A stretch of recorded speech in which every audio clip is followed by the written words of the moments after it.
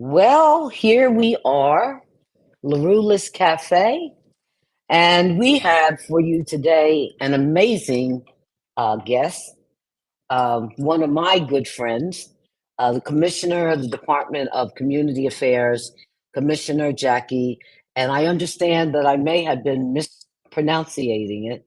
I always say Suarez, and it should be Suarez. How that? Well, the Americanized version is definitely Suarez, so you are not incorrect. Commissioner, we are so happy to have you a part of Larulis Cafe today. Thank you for coming on. It's my pleasure. Thank you so much for having me. Oh my goodness. And listen, we're going to start with the big week that it is, which makes this even more special.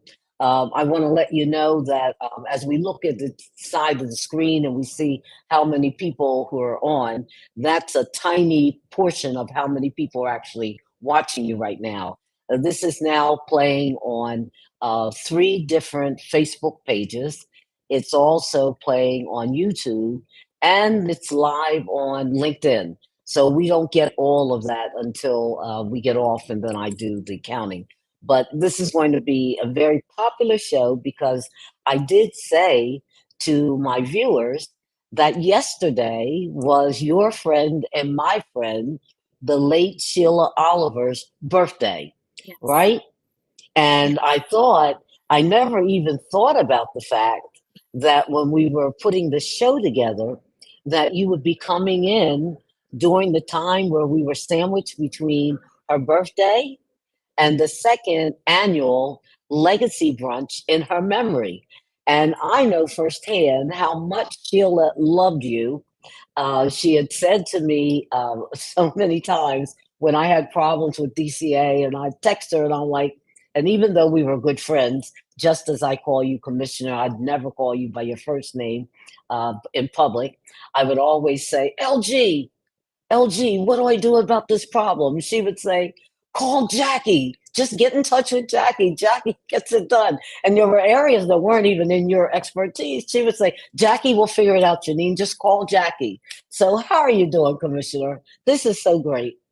I am doing so well. And yes, it's always on my calendar. So I did notice that yesterday was her birthday. And I always kind of say like a happy birthday up there to her because you're correct. She was a big part of my professional life. She was a great mentor to me. And I still it's still kind of hard, I think, to accept that she's not with us, but because of the woman that she lives on in all of us because she Yes. made sure that she led by example. And she did that by teaching the next generation up. And so I'm eternally grateful for her and her family for sharing her with the public. Yes. Her family has really walked that journey and they're continuing to keep her name alive. And I always say, as you know, I've had a lot of loss and you've had some major losses as well. And we've talked about that. And I just say to folks, just say their names. If you keep Yes. saying their names, it makes it great. So today, before we get into any of the big things, we're going to save my special announcement about you at the very end because I believe that you're getting ready to embark upon a journey that is the real deal in life. But for before we do that, you are now in going into the last year of this particular administration. Tell me about your journey. How did you get here? What is your background? Yeah. Well, oof. That is, I guess, a slightly loaded question. I guess it really depends too on how far back you want me to go. But in the interest of brevity, I will just be very quick about. I think it really did start when I was younger, and quite frankly, my mom was a huge influence on my work ethic. She was a single mom. I was a latchkey kid. I Mm. watched her work multiple jobs to keep me and my brother housed and fed. I learned early on that you worked hard for what you wanted, nothing was handed to you. And I mean, I was working full time by the time I entered high school. I continued that through college. And interesting fact, up until I became commissioner of DCA, I always had at least two jobs. So I only shed one of those because commissioners are not allowed to hold outside employment. So that's just how I was raised. As far as like the path to DCA, I loved the idea of effectuating positive change at the government level. That's for as long as I can remember. As a small child, I think I told my mom I wanted to break up the quote unquote boys club that was politics in New Jersey. And she responded by telling me that I'd argue with the Pope. And so before I knew it, law school was really my dream. And I went down to American University in Washington, D.C. for undergrad because I thought that would be the perfect place, right? You get to understand the D.C. government landscape. So I headed down there. I absolutely loved it. My mom was so stressed that I wasn't going to come home, but New Jersey was always going to be where I wanted to return to. And that's were why you a lawyer at that time? So no, I went down to undergrad at American, and then I came back for Rutgers Law School. That's where I really credit the path that got forged to me becoming somebody who was going to enter into the political public sphere of really being a bureaucrat, for lack of a better term, because that's essentially what I am. And that's kind of where, and I think we share some of these mentors and friends. I got involved in Eagleton when I was at Rutgers, and I had two extraordinary professors there, Joe Doria and Pete McDonough. My goodness, the best. Yes. And it's because of them that I actually found, I think, my passion pulse, which was public service. And Joe and Pete, they are the ones who encouraged me to apply for an internship in a very small team in the executive branch called the Governor's Counsel's Office. Okay. And as you know, Janine, if you're not inside government, you don't know what that is. And I had zero clue what that meant. No. But it can actually be culture shock once you get in there. Yes, it's so But essentially, it was the perfect intersection for me being in law school, right? I mean, it's a small group of lawyers who are behind every piece of legislation that's signed into law by the governor. And understanding that impact and how you could effectuate that change made it so that I had a clear path now as to what I wanted to accomplish. And it was the perfect intersection of government, law, and politics. I mean, I was essentially hooked. And that experience showed me that it was possible to use my legal education to affect public policy in a positive way for New Jersey residents and communities. And then, so that's kind of what set me on this trajectory, because quickly after that internship, I applied for a position as a legislative liaison for DCA. I started under then Commissioner Chuck Richmond, who was in the Christie administration. Wow. I was fortunate you go way back. I didn't know this. Oh yeah, 10 years ago. A little over 10 years ago, I think, at this juncture. Yeah. And Chuck, as you know, is a stalwart in his own right in government in New Jersey. I mean, 40 years, I think, in state government, most of it at DCA. So he knows where all the bodies are buried for sure. Oh, yeah. And he was a great mentor to me, still is to this day. I mean, he's what you want in a government official, you know, somebody who is not playing the politics game, but just wants to get the work done. And I think that's kind of how I've tried to mirror how I see myself working in DCA. And then from there, as you know, the Murphy administration came on. Lieutenant Governor Sheila Oliver became our commissioner. And I was fortunate enough that she kept me on. And then about a year into that, I was asked to join the governor's office in counsel's office as a full-fledged attorney. And I was ecstatic, Janine. I mean, I was like, it was my dream job. I always wanted to get back there. Didn't think it could happen so quickly. And I got to dabble. Not only did I have DCA in my portfolio, I had human services, I had children and families, I had Department of Health, and the Administrative Office of the Courts. So you worked under Matt Platkin. Correct. The now AG. Correct. And so these were all of the things in your portfolio in counsel's office. So you really could have been commissioner of maybe 3 or 4 other agencies. Well, I don't know if I would go that far. I learned a lot about those agencies. I will tell you that. Oh, yeah. You got to get into it. Yeah. Oh, yes. And DCA, though, still was like my baby. Mm-hmm. You know, I'd grown up through DCA. I loved the breadth of it. I loved what it touched upon, which essentially is every facet of a New Jerseyan's life, right? Codes, fire, housing, local government services. I mean, disaster recovery and mitigation, just to name a few. So we're touching on New Jerseyans every sector around the state all the time, which was fascinating to me. I loved it, wasn't ready to leave. The LG calls me up and says, Jacquelyn, I want you to come back and I want you to head up Division of Local Government Services. Right. And I wasn't looking for that job. I wasn't looking to leave counsel's office. But as you know, you don't say no to the lieutenant governor. No, not that one anyway. Mm-mm. And so I took the position, and I have to be honest, I was so glad I did it. I mean, it became up to that point my favorite job. So rewarding. It was an incredible experience. The work that that division does is critical to ensuring the fiscal and operational solvency of every local government in New Jersey. And it's Hmm. truly the most powerful of its kind in the country. And that's probably exactly why no one's gone bankrupt in the state of New Jersey since the Great Depression. But I learned so much from that position. And then, as you know, a few years later, the lieutenant governor passed away. And as you mentioned, not only was she a big part of my life, but I was devastated by that, Yeah, as you many of were. us were. I mean, many of Yeah. us were. But she not only was my mentor and champion in the professional arena, but 11 months earlier, I had lost my mom, who was that for me in my personal life.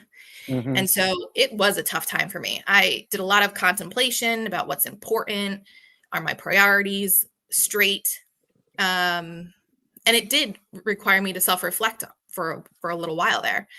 And then about a month later, the governor called me and said, "Would you be interested in stepping in as the commissioner?" And again, that was a position I never contemplated. I had very much loved what I was doing, thought Right. I could maybe ride this out for another administration. It was so cool being the division director. But I did graciously accept that for, I think, a couple of key reasons. So first, my mom and the LG would have told me unequivocally to take it, right? I mean, there's no Right. doubt. Right. They would have said, "You're qualified, you're the right woman for the job, you got to take it." And then the other thing was, as I mentioned, DCA had been my home for about 10 years. And I wanted to not just make it or help make it the best place to work, but also ensure that the initiatives that we had all started over the last several years were carried out. That was really important to me. And don't get me wrong, I mean, it's a ton of work. It is like you're on call 24/7. I've never regretted the decision to take the job. In many ways, I consider DCA my firstborn. But we have a great team here. I wouldn't trade them or the initiatives that we implement across New Jersey for anything. And it's been a really rewarding experience. So what do you, this is amazing. See, I thought I knew a whole lot about you. And I just found out a few things that I did not know. And being a formally elected official, I used to be a council person down in Winslow Township. I know how very important DCA is, and how you really get into to make sure that local officials are fiscally responsible. And I really appreciate that about your job.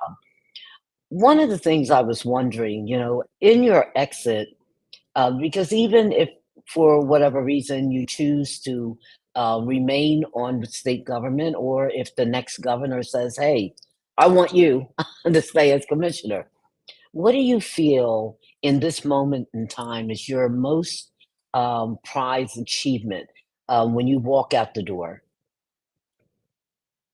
Well, the one that I don't think interfaces with the public a lot, but is extraordinarily important to me, is some of the initiatives that we've implemented internally at DCA to really support staff, not just in furthering their professional careers, but in keeping up morale and doing things to make them feel appreciated.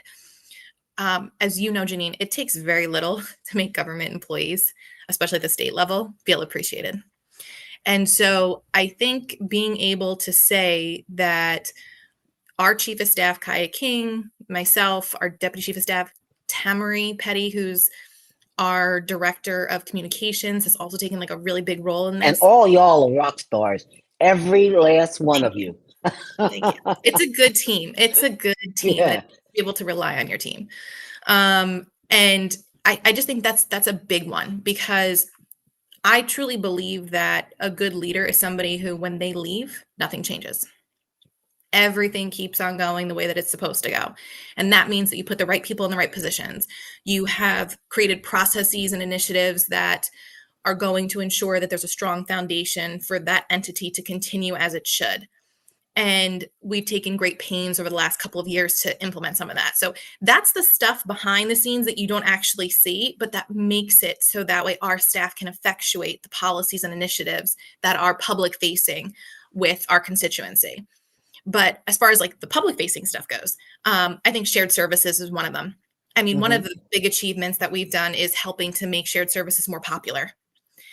It's not easy. It takes a lot of political will, a lot of political guts for locals to kind of embark on that, number one. But number two, it's also all about communication. And how do you effectively do that? Not just with your fellow elected officials, but also with your constituency, your residents. How are you communicating this? Are you open and does it appear open and honest? Because sometimes, and I appreciate this, elected officials try to just get everything well situated before they bring it to their voters and to the public. But sometimes that creates this almost like cloak and dagger. It's being done behind closed doors. So we also help a lot of the elected officials figure out how it's best to communicate these things to their residents. So that way they can gain some traction in a positive way, including in bringing the unions in if they're going to be impacted early on, so that you can get their buy-in. You can allay their concerns and their fears. I think that's been really helpful. I mean, just to kind of put this into perspective a little bit, this is all housed under the Division of Local Government Services in the Local Assistance Bureau, which we nicknamed the lab. And the lab essentially provides professional sector experts and technical assistance at no cost to local governments. And why do we do that? Because we want to make sure that we're operating as efficiently as possible. So just to put some stats on this, because I do like numbers, and I think sometimes it really helps drive the conversation. We have recorded over 4,000 shared service agreements since 2018.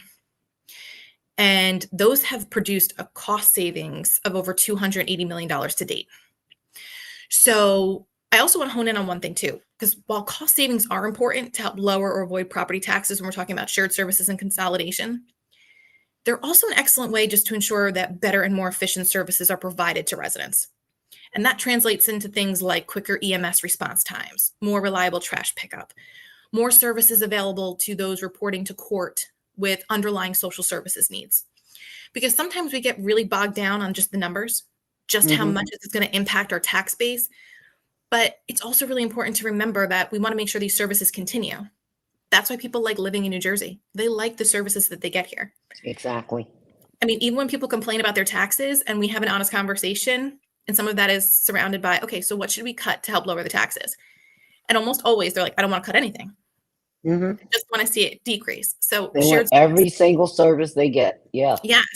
And that's why shared services and consolidation is a great way to achieve that, because we're not reducing the services. In fact, most times we're increasing them, simultaneously reducing the costs associated with delivering those.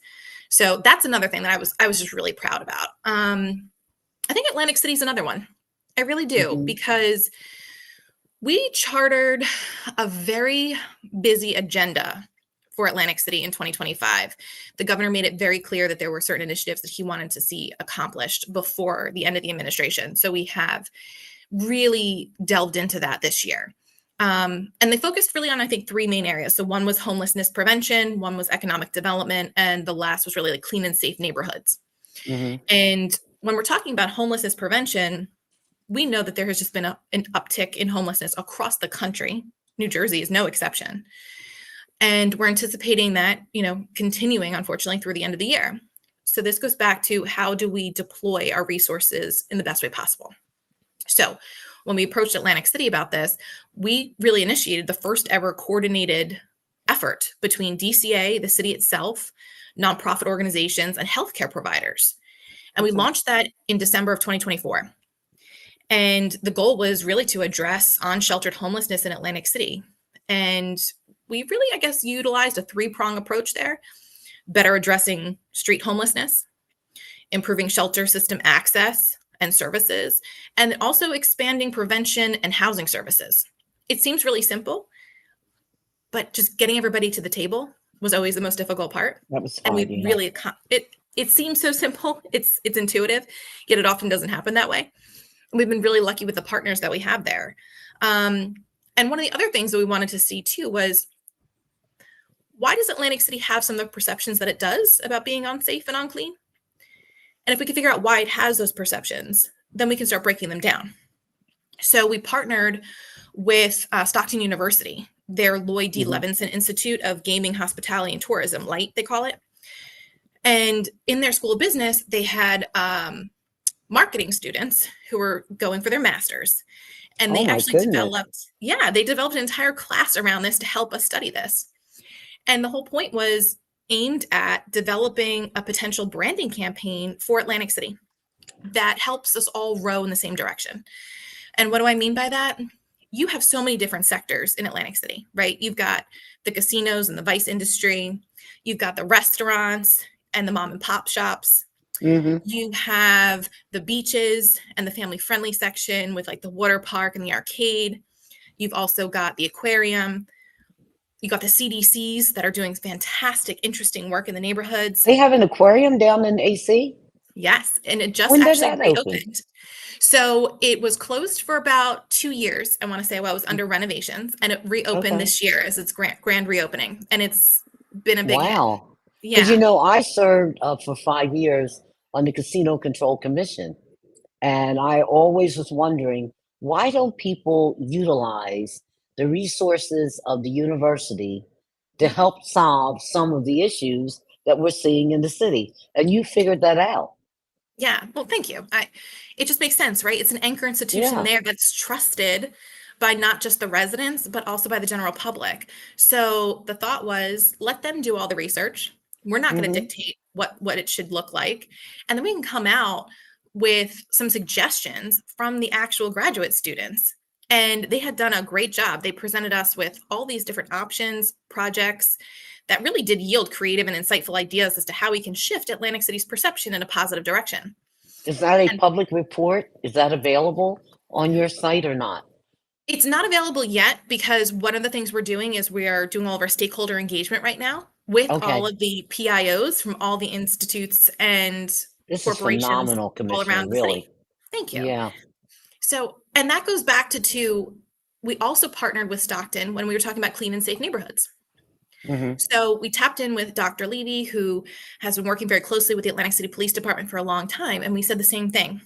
Let's talk about how we can strategically approach different things that don't actually mean something negative, but somehow have a negative perception. So that way we can start changing the dialogue around those things. Perfect example is Atlantic City Police do a great job at like quick arrests, removal of guns off the streets, etc. And while that's all really important, that happens everywhere around the state. But maybe sometimes we don't want to tout everything that's done on the front page of a newspaper because it has this perception that means there's more crime in that area, even though it might not have more crime than some of our other cities across the state. So how is it that we reward the good behavior of the police officers and really do pat them on the back for the work that they're doing without inadvertently scaring would-be tourists, right? Because you don't see that in like Asbury Park, for example, right? Who's really a sister city if you think about it. Exactly. So we were just trying to change some of these perceptions. Same thing of people like to see police officers. They don't like to see them with their lights and sirens reporting to a call, right? So how is it that we make sure that we have just higher visibility with our police officers without necessarily signaling that they're going to a call or some sort of emergency, even if the emergency is not a bad thing, right? It could be, somebody who's going into labor and it happened on the side of the road and they need to get them to a hospital, right? Like it's not necessarily a negative connotation, but how do we break that down? No lights, no sirens, just get there. Exactly. So we're kind of working through a lot of that. And then the last phase of this was the economic development part. And I'm really excited about this because we worked with the city to issue an RFP to bring in a firm with redevelopment experience to help better plan, incent, and streamline development around the city. And that RFP recently closed, and we're really proud to work with Starfield Companies, who, as you probably are familiar with, is a spinoff of iStar, the main redeveloper in Asbury Park. So this is really, truly exciting from my perspective. Wow. And not just because the entity has real experience in working with a similarly situated city, right? Like we talked about Asbury Park, but they also have the credibility with the development community in New Jersey. And that really signals that Atlantic City is not only open for business, but that the city and state are serious about redevelopment in Atlantic City. And so I'm This is extraordinarily so excited. awesome. Yeah. Congratulations on that. Because, as a commissioner and now former commissioner, I've always been very interested in how folks would look at marrying the industry with the residential area. Mhm. And it's always been that tale of two cities. So while you're looking at some of the problem areas and tackling those first, and now and it looks as though you're not looking to gentrify. No. You're looking to make sure that everybody is at the table and enjoys life. Now, you kind of you stepped in it a bit, so I'm going to go right there because I am so excited. When I saw you at the last event when we talked about the wealth disparity study, and I followed up, and your staff was saying to me, "Well, she really wants to come on to your show. Let's get a date going." And then when they said, "Well, we've got to do it before August," and I'm like, "Well, what's so magical about August?" And they said, "Well, you couldn't tell. She's expecting." I'm like, "What? You're carrying so well," as they say. Thank you. Tell us about being, because I've been doing research and I haven't been able to find yet another expecting commissioner. Are you the first person to actually be expected on the job as a commissioner? That's an excellent question. I don't know of any other ones, but I also haven't delved deeply into it. It's probably something that my comms team is listening to and gonna look into immediately.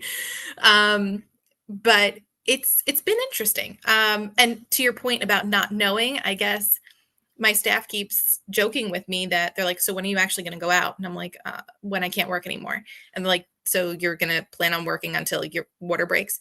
Um, and quite honestly, I think that's the tact I've always taken in life. You just keep working until you can't, or you shouldn't. And so been lucky so far. My chief of staff, Kaya King, busts all the time. She's like, "Your blazers are like magic." She's like, "I don't know how you hid this for so long."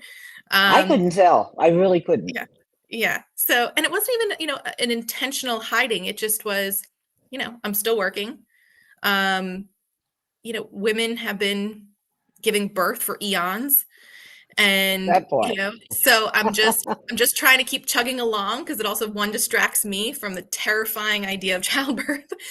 But You're also it going to just be just fine. thank you. And your husband has got to be beside himself He's over so this. excited. He is Do you so know excited. the gender yet?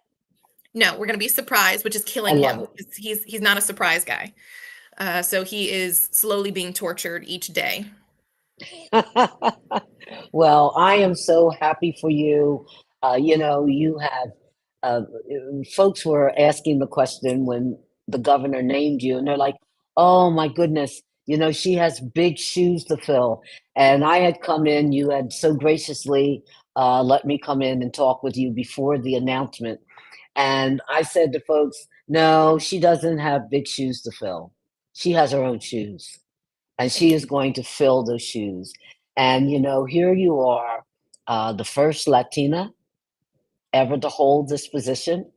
I used to get it all the time. Now I'm 75, but when I was in your age group, everyone would keep saying, "Oh, you look so young," and you do. You look so very young, and you're a female, and now you're expected mother. Commissioner, you have done good, as they say. Thank you. And if I can be so bold as to say to you, I am just honored to have walked part of this journey with you. I am so very proud of the job you have done as the commissioner there at DCA and looking forward to what you're going to continue to do when you come back from having this wonderful baby. I wish you well and thank you for joining us on Larulis Cafe. It has been a real pleasure. Is there anything you want to say to wrap it up? Um, I think, one of the things I maybe would just like to impart on some people who I received similar guidance and advice when I was stepping into these various roles, and it's often mind over matter. And it to your point, Janine, even talking to me about I'll be fine, childbirth, this thing or thing. Our minds give up before our body does. and we are often our own obstacles in life. And so it's so important for people to lean in and just say to themselves, I have this, because not only can you do it, you are qualified. And if you have to ask for help, just do it. Nobody thinks less of people when they ask questions. Most people love to be able to assist others. I mean, you've been that for me at times. I've been able to ask questions. You've been a great stakeholder and partner to me in the department. And so I think it's just really important for people to realize that just because you're doing something differently doesn't mean it's wrong in any way, shape, or form. So I just would love to empower other people to think that way too, because it's not that there's somebody more qualified. There's just a unique perspective that you're going to bring to the table. Wow. Well, with that, we're going to let it sit right there. You are amazing. Thank you so much. And to all of the viewers out there, thank you for joining us today with our wonderful Commissioner of the Department of Community Affairs, Commissioner Jacquelyn Suarez. Take care. Thank you.